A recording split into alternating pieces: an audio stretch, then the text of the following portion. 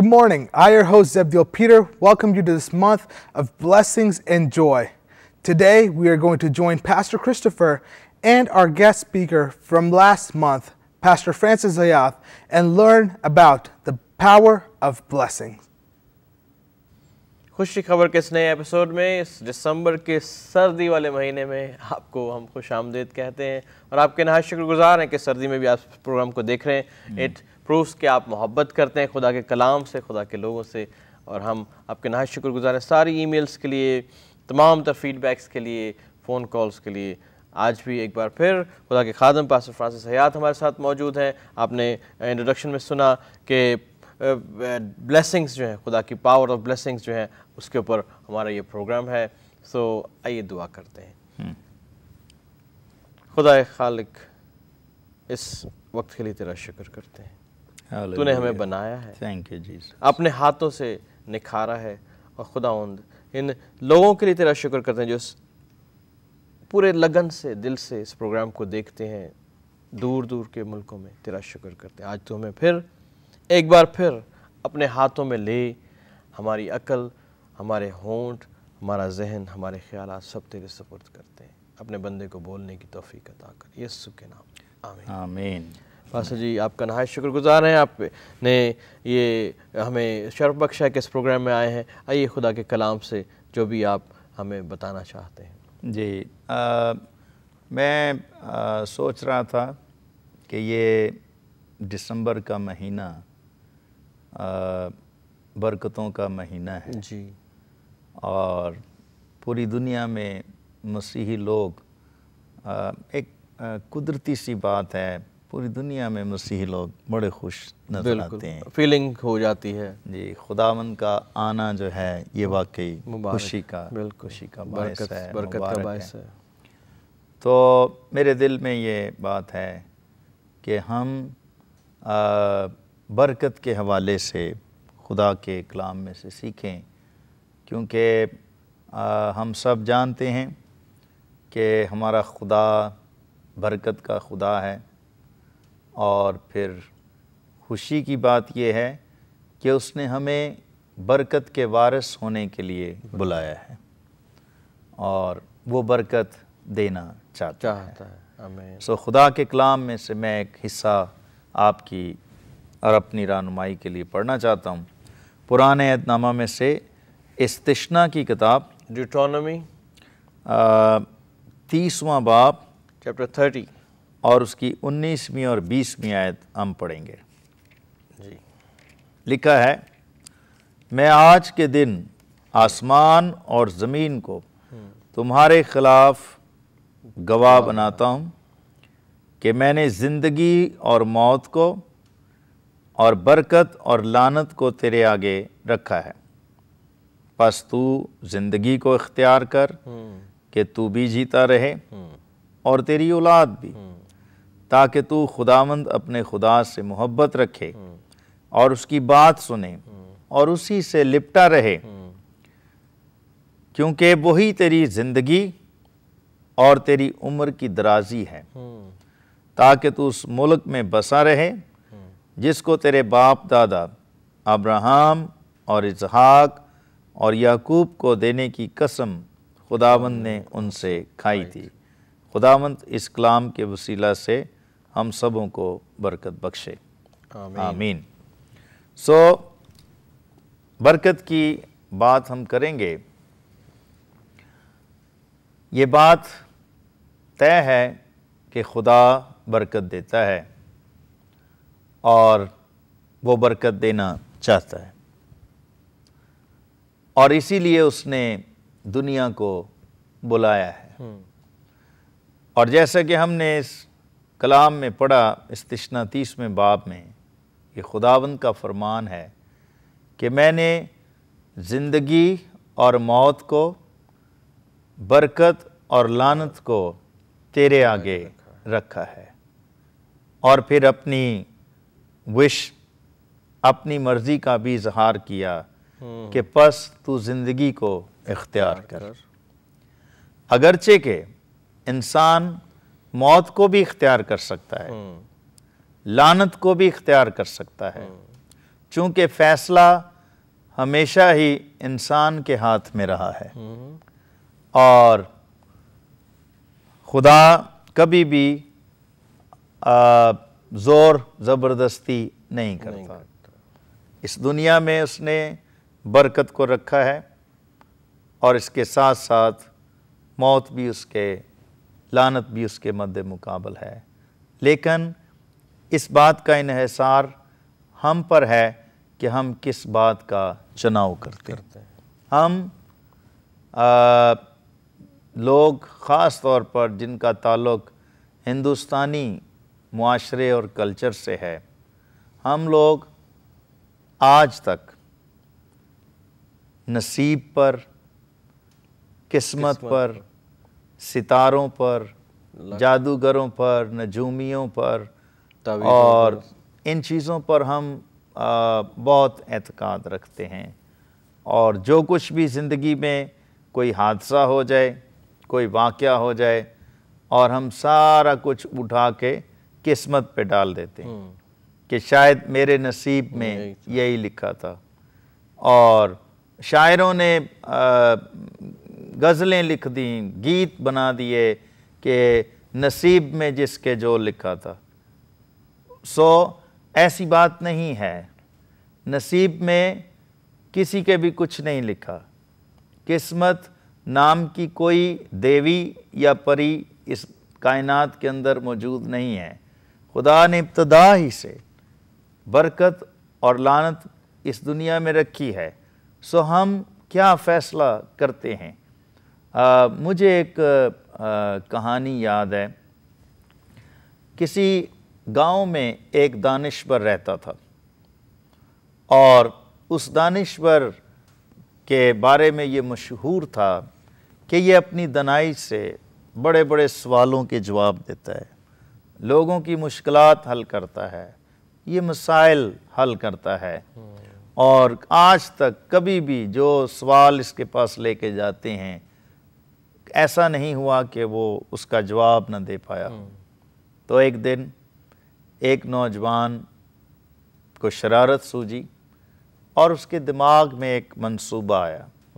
उसने सोचा मैं इस शख्स को जो जिसकी हिकमत के बड़े चर्चे हैं, मैं इसको शिकस्त दूंगा, मैं इसको शर्मिंदा करूंगा। और उसने एक मंसूबा बनाया। वो बाग में गया जहाँ फूल थे, फूलों के पौधे थे, और उसने बाग में से एक तितली पकड़ी, बटरफ्लाई, और उसने तितली को पकड़ के अपनी मुट्ठी में छुपा लिया। और उसने कहा कि मैं उस दानिश्वर के पास जाकर ये कहूँगा कि ऐ दानिश्वर, मेरे हाथ में तितली है, तू बता ये जिंदा है या मुर्दा? तो अगर तो वो दानिश्वर ये कहेगा कि ये ज़िंदा है, तो मैं थोड़ी सी मुट्ठी दबा के तो उसको मार दूंगा और फिर मैं उसको दिखाऊंगा तूने झूठ बोला है, ये तो मरी भी। और अगर वो ये कहेगा कि ये मुर्दा है, तो मैं आराम से मुट्ठी खोल दूंगा और तितली उसके सामने उड़ना शुरू कर देगी और मैं ये कहूँगा तूने झूठ बोला, ये तो ज़िंदा है।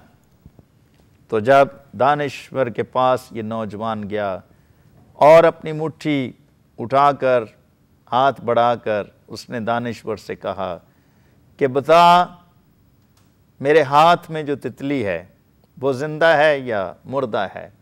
दानिश्वर ने उस नौजवान को सर से लेकर पैरों तक देखा, एक लम्हे के लिए खामोश हुआ और उसने कहा कि ये तितली जिंदा है या मुर्दा है, इसका फैसला तेरे अपने ही हाथ में है। बाज़ औक़ात हमारी ज़िंदगी में बहुत सारे काम जिनका ताल्लुक़ ज़िंदगी से है, जिनका ताल्लुक़ मौत से है, वो हमारे अपने ही हाथ में होते हैं। हम क्या फ़ैसला करते हैं, हम क्या बीज बोते हैं, हम क्या कदम उठाते हैं। हम जो बीज बोते हैं उसी की हम फसल काटते हैं। जो हम कदम उठाते हैं वही कदम हमें हमारी मंजिल की तरफ लेकर जाता है। हमारे फैसले जो हैं वो हमारी मंजिलों का तयन करते हैं कि हमारी डेस्टिनेशन क्या होगी। हमारे फैसले जो हैं वही हमारी सारी ज़िंदगी पर असरअंदाज होते हैं। आज जो फैसला भी हम करेंगे, अगर हम बरकत को चुनेंगे तो हमारी मंजिल प्रॉस्पेरिटी होगी। अगर हम लानत को चुनेंगे हमारी मंजिल जो है वो तबाही और बर्बादी होगी। सो खुदा ने ये चीज़ें हमारे सामने रखी हैं, हम किसको चुनते हैं। लानत, अगरचे के हम बाइबल मुकद्दस में बरकत और लानत के बारे में सीखते हैं कि ये दो तरह की कुव्वतें हैं, दो तरह की हालतें हैं। मैं आगे चल के इसका जिक्र करूँगा। और जो अपना वजूद रखती हैं और बल्कि मैं यूँ कहूँगा कि ये जनरेशन टू जनरेशन, नस्ल दर नस्ल ट्रैवल करती हैं, चलती हैं। बिल्कुल। जैसे किसी मकाम पर खुदावंद ने कहा कि अगर तू जो लोग खुदा से मोहब्बत रखते हैं, खुदा उसका अजर जो है और उसके इवज़ में जो बरकत है वो उनकी 1000 पुश्तों तक उसको देता है। तो इसका मतलब है कि ये सफ़र करती है, एक पुश्त जाती है दूसरी पुश्त आती है, एक पुश्त जाती है तीसरी पुश्त आती है, और ये नस्ल दर नस्ल बरकत चलती रहती है। लेकिन ये खुदा का शुक्र हो कि बरकत की ताकत ज़्यादा है, बरकत की रफ्तार ज़्यादा है, लेकिन अगरचे के लानत भी सफ़र करती है, वो भी ट्रैवल करती है, लेकिन उसकी ताकत उसकी निस्बत कम है। और इसके मद्दे मुकाबल खुदावंद ने दूसरी बात ये लिखी है बाइबल में कि जो मेरे हुक्मों को नहीं मानते और गर्दन कशी इख्तियार करते हैं, मैं उनके गुनाहों की सज़ा उनकी चौथी पुश्त तक। बरकत जो है वो 1000 पुश्त तक जाती है, लेकिन लानत जो है सिर्फ चौथी पुश्त तक, 4th जनरेशन तक इसका सफ़र चलता है। इसके पीछे भी खुदा का रहम है, इसके पीछे भी खुदा का फजल है कि उसने लानत को बरकत की निस्बत कमज़ोर रखा है, इसकी उम्र उसने कम रखी है और ये अपने आप से कुछ नहीं कर पाती। लानत जो होती है ये अपने आप से कुछ नहीं कर पाती जब तक कि कोई इसको कबूल ना करे, जब तक कि कोई इसको अपने लिए चुन ना ले, जब तक कोई अपने आप को इसके सामने झुका ना दे। जब कोई लानत के सामने अपने आप को झुका देता है फिर लानत उस पर काबज़ होती है। और मैं इसकी मिसाल आपको देना चाहूँगा। बाग अदन में जब खुदा ने दुनिया बनाई, बाग बनाया, उस बाग में खुदा ने ज़िंदगी भी रखी, ज़िंदगी का दरख्त खुदा ने उस बाग में लगाया। लेकिन एक दूसरा दरख्त भी हम देखते हैं जिसकी बाबत खुदा ने आदम और हवा से ये कहा कि तू ना तो इसके करीब जाना, ना इसको छूना और ना इसके फल में से खाना, वरना तू मर जाएगा। ये लानत है। लेकिन मैं सोचता हूँ कि दरख्त तो कई साल बाग अदन में लगा रहा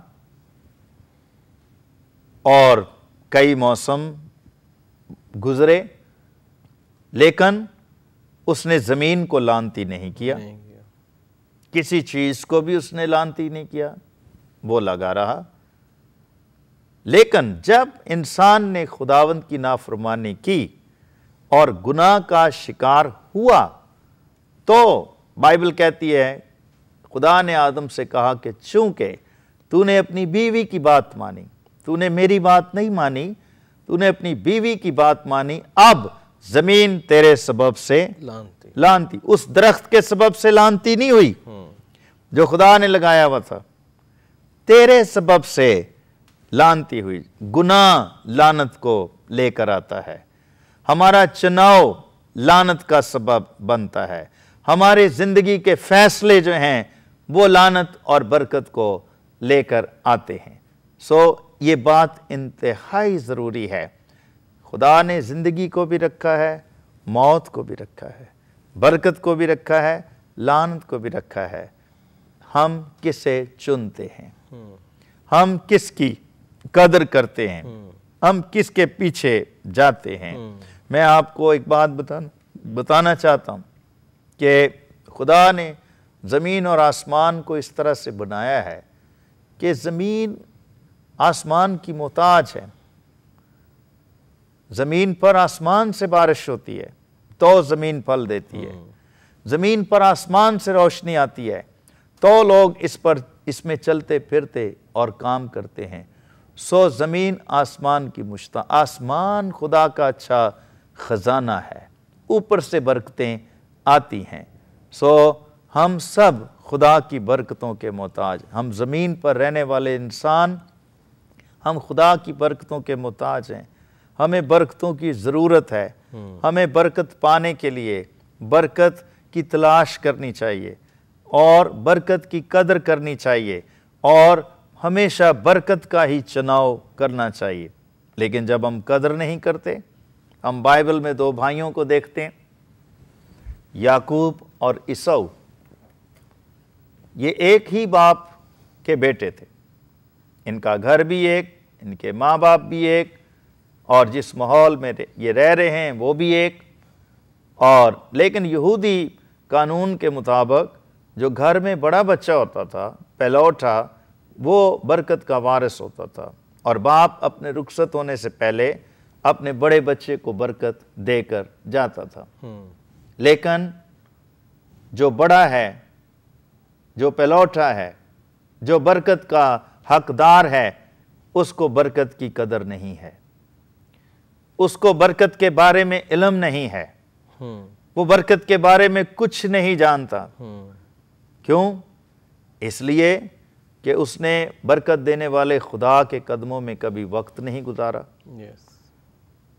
लेकिन जो छोटा है, अगरचे के उसके पास हक नहीं है, लेकिन वो बरकत की कदर को जानता है। उसे मालूम है कि बरकत के अंदर कितनी ताकत पाई जाती है।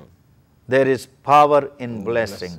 वो इस बात को जानता है और उसने इस बात की कदर की और उसने उस बरकत को खा किसी भी तरीके से उसने ले लिया। लेकिन जिसने कदर नहीं की वो उसके हाथ से निकल गई। भाई और बहनों, हम जिन चीज़ों की कदर नहीं करते वो हमारे हाथ से निकल जाती है। खुदा बहुत कुछ हमें देना चाहता है, बहुत कुछ उसने हमें दिया है, बहुत कुछ वो देने के लिए तैयार है, लेकिन क्या हम बरकत को जानते हैं? क्या हम बरकत की कदर करते हैं? अगर हम बरकत की कदर करेंगे तो हम ज़रूर उसको फॉलो करेंगे। कभी बरकत का नुकसान उठाना नहीं चाहेंगे हम, और हम वही कुछ चुनेंगे जो बरकत की तरफ लेकर जाता है। फैसला आपके हाथ में है। खुदा बरकत देना चाहता है, उसने बरकत तैयार की है। आइए इस प्रोग्राम को इसी अल्फाज के साथ ख़त्म करते हैं, दुआ करेंगे और अगले प्रोग्राम में हम और भी बरकत के बारे में जानेंगे खुदा के खादम से। कादिर मतलब खुदा, हम आपका शुक्र करते हैं कि आपने हमें बरकत का वारिस होने के लिए बुलाया है ताकि हम दूसरों के लिए बरकत का बायस हों। तेरे लोग जो इस प्रोग्राम को देख रहे हैं दिसंबर के इस महीने में, तेरी बरकत इन पर, इनके घरानों पर, इनके ख़ानदानों पर आए, यीशु के नाम में, आमीन। आमीन। शुक्रिया। खुदा आप सबको बरकत दे। खुदा हाफ़िज़। Thank you for watching this episode of Kuji Khabar. I, your host, Zebdiel Peter, hope that we will see you next week, same channel, same time. Till then, God bless you. धन्य है वो जो मन के दीन है, स्वर्ग के राज में जाएंगे।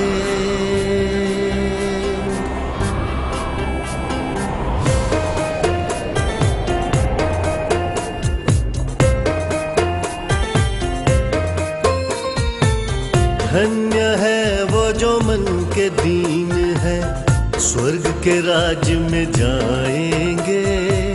धन्य है वो जो मन के दीन है, स्वर्ग के राज में जाएंगे।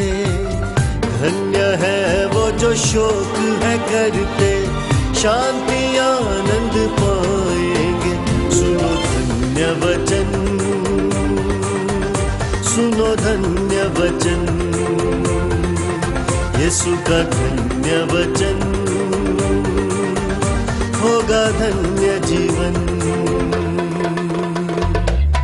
धन्य है वो जो मन के दीन है, स्वर्ग के राज में जाएंगे। धन्य है वो जो शोक है करते, शांति आनंद पाएंगे। सुनो धन्य वचन, सुनो धन्य वचन, यीशु का धन्य वचन, होगा धन्य जीवन।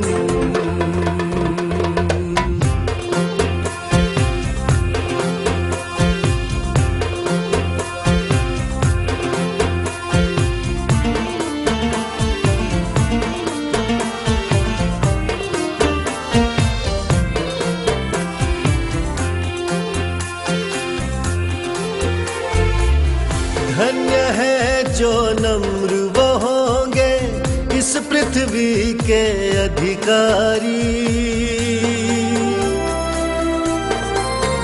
ओ धन्य है जो नम्र वो होंगे, इस पृथ्वी के अधिकारी। धर्म के भूखे और प्यासों की, धर्म के भूखे और प्यासों की यीशु प्यास बुझाएंगे। सुनो धन्य वचन, सुनो धन्य वचन, यीशु का धन्य वचन, होगा धन्य जीवन।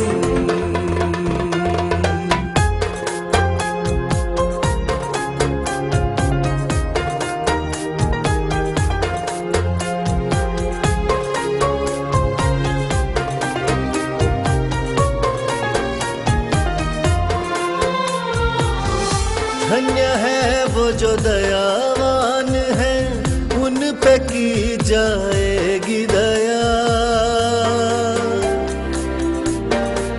ओ धन्य है वो जो दयावान है, उन पे की जाएगी दया। जिनके शुद्ध है मन वो, जिनके शुद्ध है मन वो, परमेश्वर के दर्शन पाएंगे।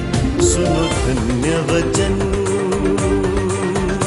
सुनो धन्य वचन, करो इनका पालन, होगा धन्य जीवन। धन्य है वो जो मन के दीन है,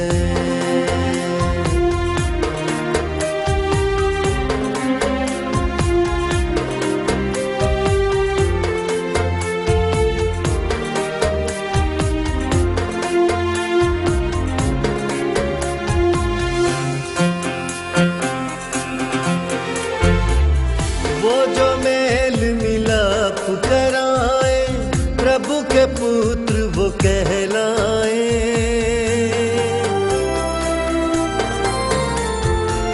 वो जो मेल मिलाप कराए, प्रभु के पुत्र वो कहलाए। प्रभु के कारण जाए सताए, प्रभु के कारण जाए सताए, स्वर्ग का राज्य वो पाएंगे। सुनो धन्य वचन, सुनो धन्य वचन, यीशु का धन्य वचन, करो इनका पालन। धन्य है वो जो मन के दीन है, धन्य है वो जो मन के दीन है, स्वर्ग के राज में जाएंगे। धन्य है वो जो शोक है करते, शांति आनंद पाएंगे। सुनो धन्य वचन, सुनो धन्य वचन, यीशु का धन्य वचन, होगा धन्य जीवन। सुनो धन्य वचन, वचन, करो इनका पालन, होगा धन्य जीवन। सुनो धन्य वचन, सुनो धन्य वचन।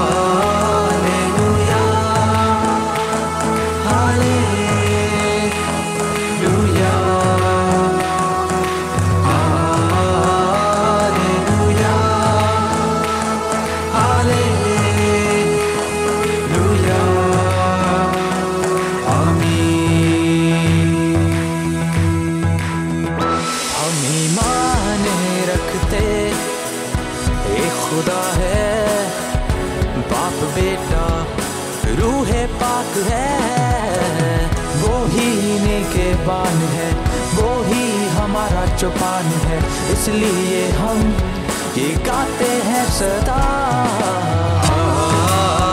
हालेलुया हालेलुया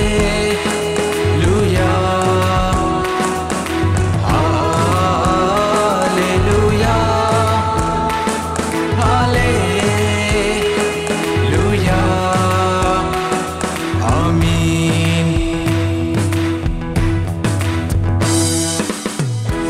इस दुनिया में साथ देना चे खुदा ने सी बनाया, यीशु देना तो एक ही पल विच तेरिया मुश्किलां मुका देगा सदा